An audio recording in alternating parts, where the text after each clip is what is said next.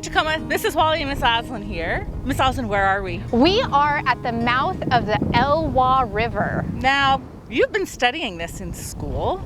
You've studied about the Elwha River and the Elwha Dam site. We have some experts here. They're going to tell us a little bit about where we are, the ecology of where we are, and what's going on here at the river mouth. So I'm going to pass along the mic. They'll introduce themselves before they talk, and they're going to give us a little bit of information. My name is Ian Miller, and I am with the Washington Sea Grant Program based out of the University of Washington. I am Rebecca Parody, a habitat biologist for Clallam County.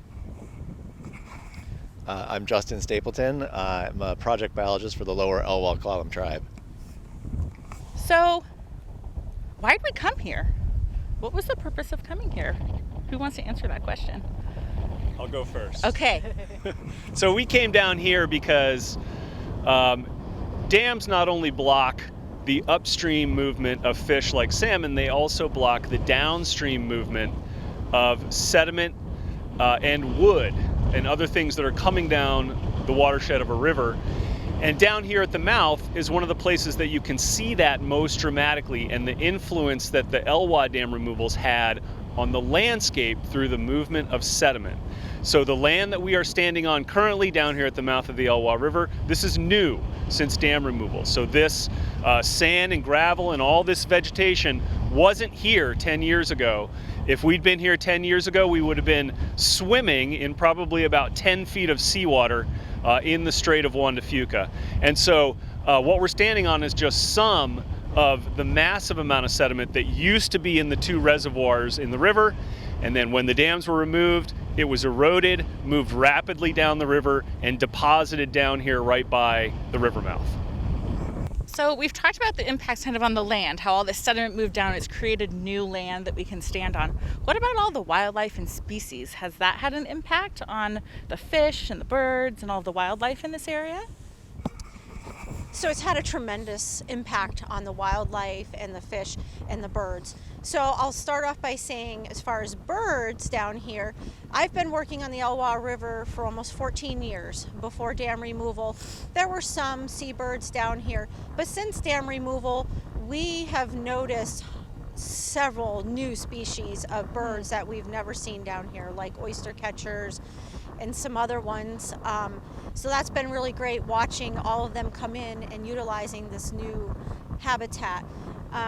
As far as the fish, so when the dams are in place, the fish had about 5 miles of spawning area, and with the dams out, it has opened up to almost 70 miles of spawning area. Wow. Which is huge.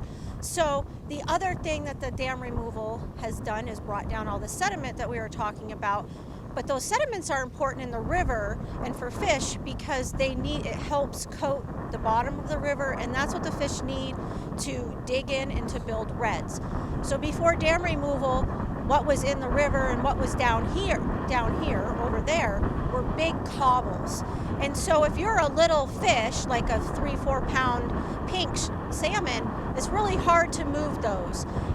The bigger Chinook could move some of them, and they'd have select areas where they'd spawn, and oftentimes you'd see the smaller the pinks who are coming in after the Chinook digging on top of that because they couldn't dig.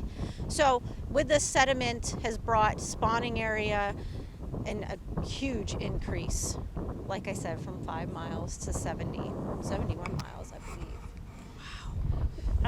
Go ahead. In your professional opinion, will this area ever recover or look like it did before the dams were built? Well, so I wasn't around 100 years ago, right. So I can't tell you exactly, and there weren't any photos of 100 years ago.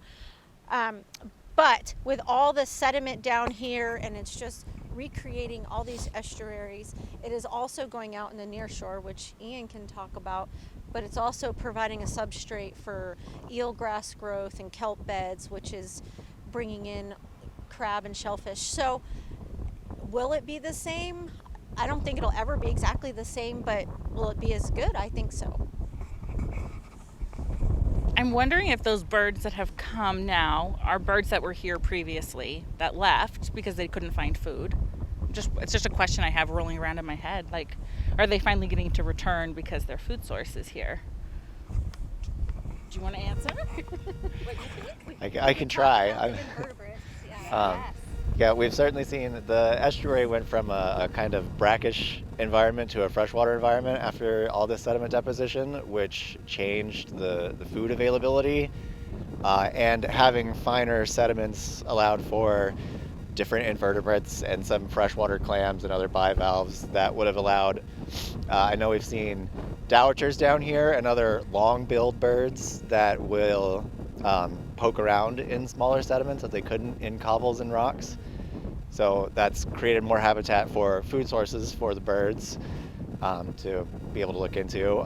Having fresh water will have changed the vegetation for various ducks and geese. And yeah, we've seen gulls down at the river mouth constantly, all year round, all the time.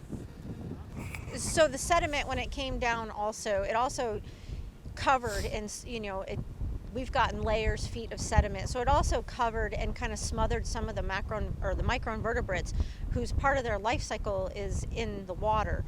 So we saw a decrease of about 90% of the bugs, the microinvertebrates, when dam removal was happening and shortly after. But since last year, they've been tracking it, scientists from USGS, and those invertebrates have increased back up to their levels and higher. So that's a good thing. And so, like Justin said, it brings in all these birds because now they've got a food source. And those types of birds are more marshy type birds, and that's what we've got here now. You answered my question that I had in my head, which was, were there any negative impacts to the dam removal on this area when it first happened? Because you said it was a really fast flow that came through, but you said that things got covered, but they're starting to recover. So initially it was a big negative because now we've got all this sediment coming down, and we knew, so with that sediment also changed the turbidity in the river, so it almost looked like chocolate milk. So it looked like if you made chocolate milk at home, that's what it was like. And those little particles, they stick to our feet, but they also stick to gills in fish. So just think if you were a little fish and you're trying to swim and breathe through your gills, you're now getting all these little particles stuck to your gills. So we did have some mortality with some of the younger fish because of that sediment and that sticky. But that is why they took the dams out in fish windows. So they did it at times when it would cause the least impact to the fish. So knowing the area is important, and knowing the life cycles of the animals is important. Right, and knowing when those fish are coming into the river, when they're spawning, and when they're coming out of their redds, which is nests, and when they're tiny and juveniles. Yeah. So, friends, there's a lot to think about when you think about dam removal and all the studying you're doing about dam removal and the impacts it can have. I learned a ton just now. Anything else, Ms. Oslin, that you're thinking of? I'm just thinking about, in another lesson, we actually looked at a map of all the dams in Washington State.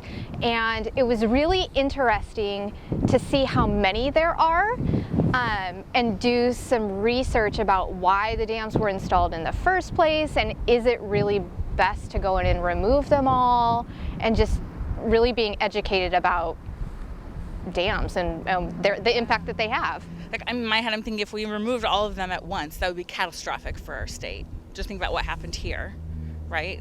Everyone just go remove the dams. That could be really bad. It sounds like you have to be really careful about when you're doing it and how you're doing it to minimize the impact. Is there anything else you wanted to add? Well, on that note, I think one of the things about this dam removal that was very notable was that before it started, there was a whole bunch of work that occurred to mitigate or try to reduce the negative impacts of the dam removal, especially on human communities that relied on those dams.